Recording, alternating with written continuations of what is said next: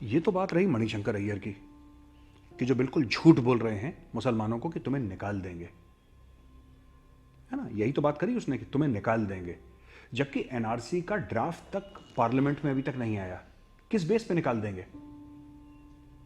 अब लोग बड़े बड़े स्टार हैं, स्वरा भास्कर जैसे और ये अनुराग कश्यप जैसे, साहब मेरे पास पेपर नहीं है, दे वांट टू। एक तो इनका पता नहीं आईक्यू इनका नहीं है, या पढ़ते लिखते नहीं है, पढ़े लिखे कुछ हैं बॉलीवुड में हुआ इंटेलेक्चुअल, कम हैं वो लोग, लेकिन हैं बॉलीवुड में। अक्सर हम लोग ये गलती कर देते हैं ऐसे लोगों को कि जो भी कॉज उठा के ना झंडा लेके आगे बढ़ा, हम लोग we make the mistake of saying that these people are intellectual. They are not intellectuals, they don't even have an intellect. जब आप लोगों को भड़काते हैं तो आप गलत काम कर रहे हैं। मणिशंकर अय्यर कहते हैं कि मुसलमानों आपको देश से निकाल दिया जाएगा। आप एक बात बताइए वैभव, राइट, एनआरसी का मैंने बोल दिया कि उसका बिल भी टेबल नहीं हुआ, डॉक्यूमेंट हम नहीं देंगे, हमारे पास डॉक्यूमेंट नहीं है। स्वरा भास्कर कहती है मेरे पास डॉक्यूमेंट नहीं है। मैं उससे पूछना चाहता हूं, बहन तुम्हारे पास मोबाइल फोन है? एक सिम कार्ड के लिए भी तुम्हें आधार कार्ड देना पड़ता है। तुम लोग कह रहे हो मुसलमानों को निकाल देंगे देश से, 20 करोड़ मुसलमान हैं, माना कि 5 करोड़ के पास 5 करोड़ के पास अपना कागज नहीं है कोई दिखाने के लिए, कोई डॉक्यूमेंट नहीं है। यही तो इनका डर है कि कुछ ऐसे होंगे मुसलमान जिनको निकाल दिया जाएगा और हिंदुओं को नहीं निकाला जाएगा। चाहे हिंदुओं, ये ऐसा फैला रहे हैं कि अगर किसी हिंदू के पास कागज नहीं हुआ तो वो तो हिंदू है, लेकिन तुम्हें निकाल दिया जाएगा क्योंकि 1526 में बाबर आया था। मतलब this defies all logic.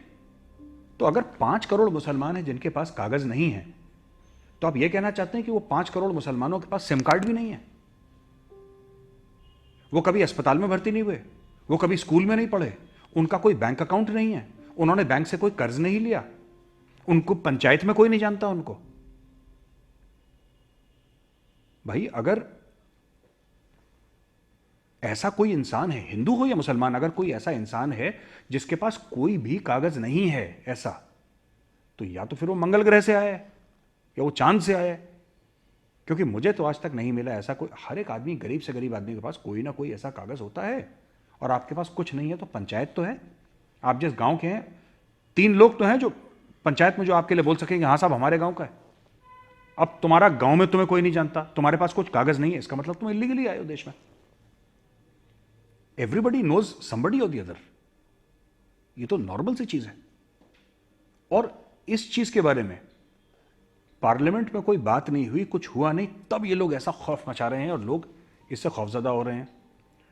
All India मजलिस इत्तेहादुल मुस्लिमीन, ये है साहब ओवैसी साहब की पार्टी का नाम, यानी कि all India council for unity of Muslims, ये ओवैसी साहब की पार्टी का नाम है। अब आप खुद सोचिए,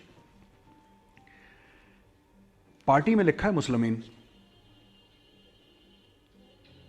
और ये भाई साहब विदेश से लॉ पढ़ के आए हैं, ये बैरिस्टर हैं, ये पार्टी में लिखा है मुस्लिमीन, और हर अपने ये जुमले में कॉन्स्टिट्यूशन का हवाला देते हैं, देश के आईन का हवाला देते हैं।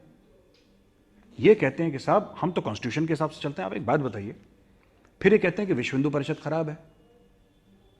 आप ऑल इंडिया मजलिस इत्तेहादुल मुस्लिमीन आप लिख दो, आपने मुस्लिमीन लिख दिया तो आप सेक्युलर हैं, और आपने विश्व हिंदू परिषद लिख दिया तो आप साहब गलत आदमी हो गए, आप कम्युनल हो गए। अगर वहां पे हिंदू लिखना गलत है तो यहां पे मुसलमान भी लिखना गलत है। सेक्युलरिज्म का क्या मतलब है कि हम सब बराबर हैं, कहानी खत्म।